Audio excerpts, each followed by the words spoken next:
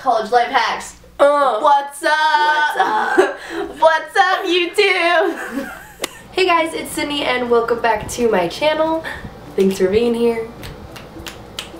So today I'm going to be sharing with you guys some college hacks that I have learned just from my couple of years of being in college thus far. And if you are already in college or you are going to be starting college soon, you should use these hacks because they will help you out. So I got them all jotted down here in my handy dandy notebook. I got like 20 hacks for you guys, so let's just like get right into it. So my first hack is to always rent your textbooks if you're able to.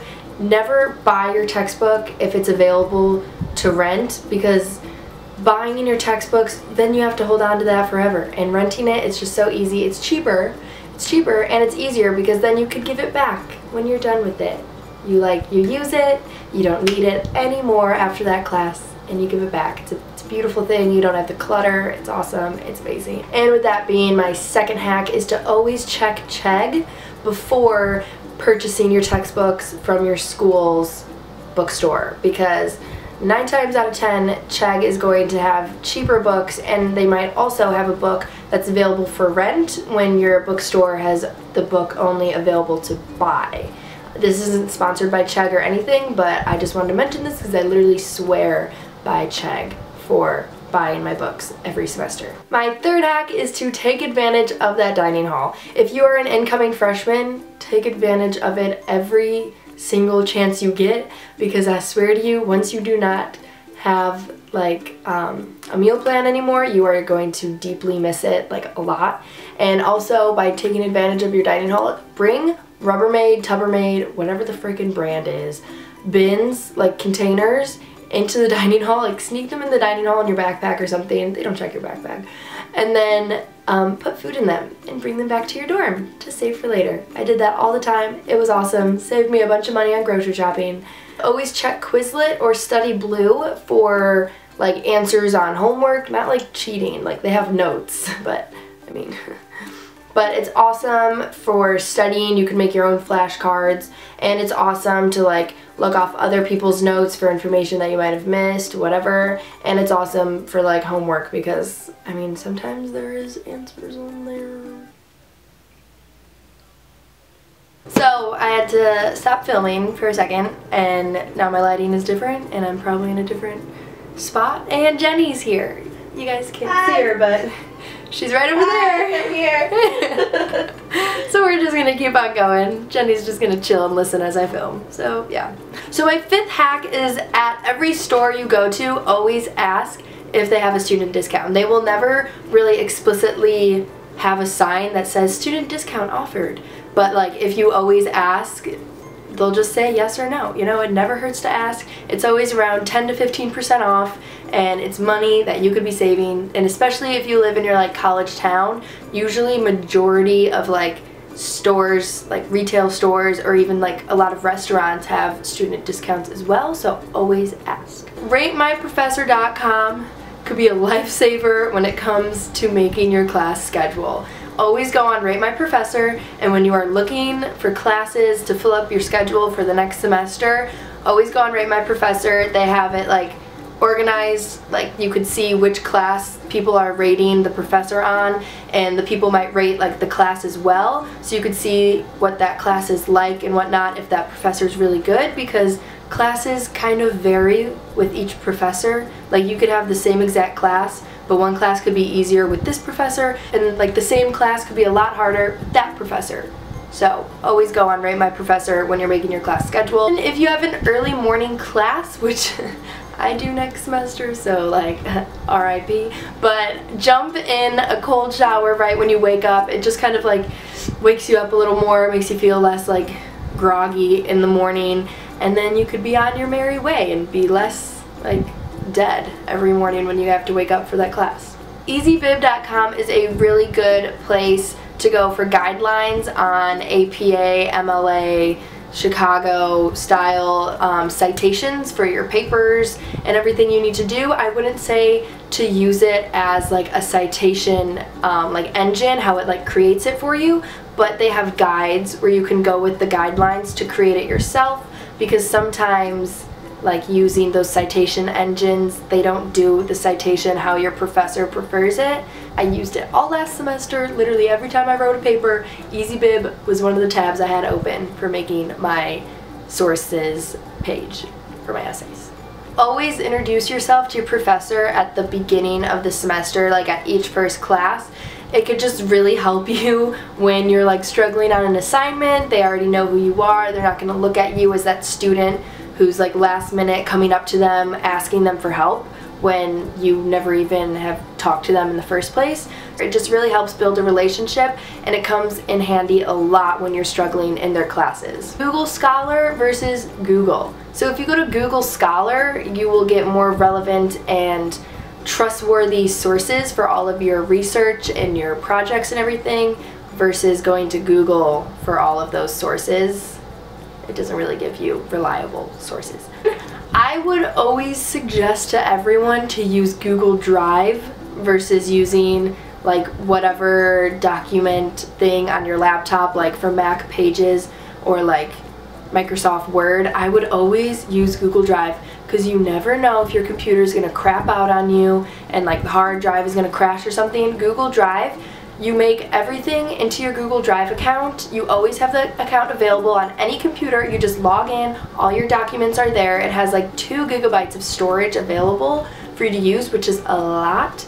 And it's not like saved on your computer, so if your hard drive ever does crash or your computer breaks or something, you're not losing all of those valuable assignments and papers and everything. You could just log on to another computer and they're right there. And Google Drive is really awesome because you could share it with other people. Like for example, I would share my papers with my friends who are in my classes, and I would ask them to peer review it, and I would just have to share it with them. They could edit, like make comments on the paper through Google Drive.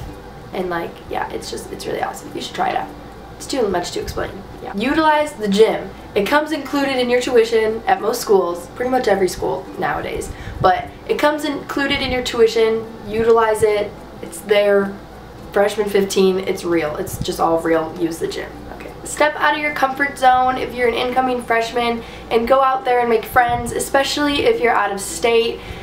Those like first couple weeks of freshman year, everyone is in the same exact boat as you, and they're trying to put themselves out there and make friends as well. So that is your like prime time to get out of your comfort zone, go up to someone, make a friend. Number 14 is make a friend in every class.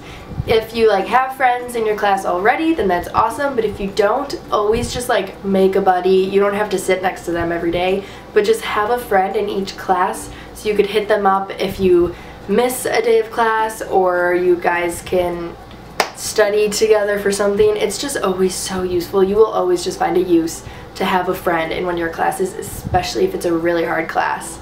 Always make a friend in each class, because you never know. You're going to need someone besides the professor to help you out on something. I feel like this is inevitable. I feel like maybe everyone does this, but maybe not everyone does it, because I don't know. I've heard mixed things, but everyone should always apply for financial aid, always.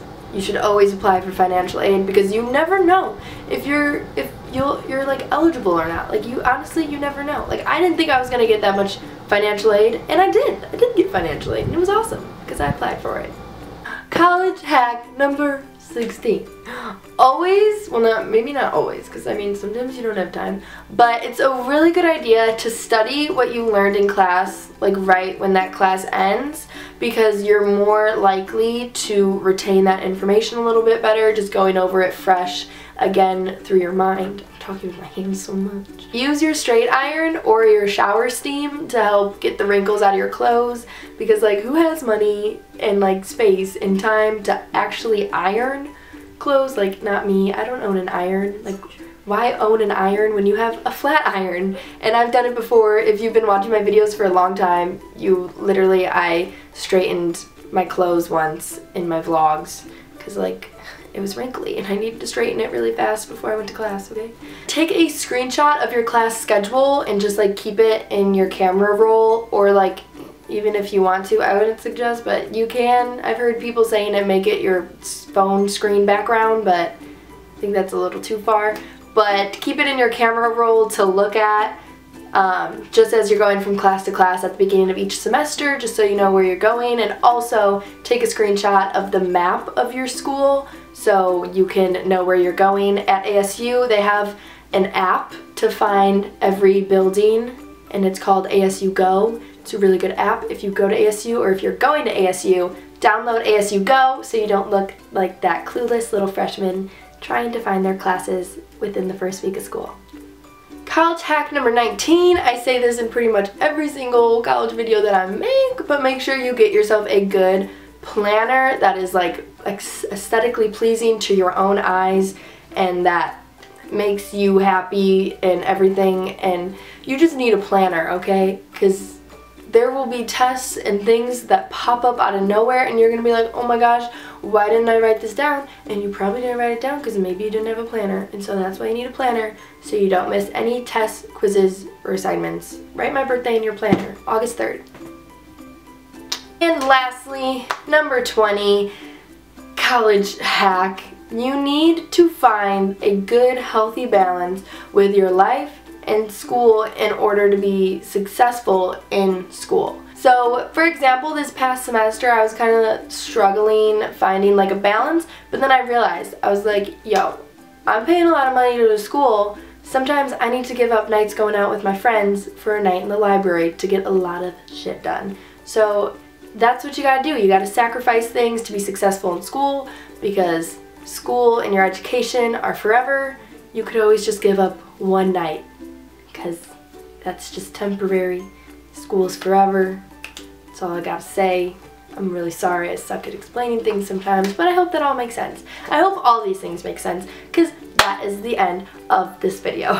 Thank you guys so much for watching. Don't forget to give this video a big thumbs up and subscribe if you haven't already, and click that little bell button down below to turn your notifications on so you know whenever I upload. I love you guys so much. I've been uploading twice a week on Tuesdays and Fridays, so make sure you keep up with that. And yeah, okay, love you guys. Bye. Number 17. Use your straight hour. It's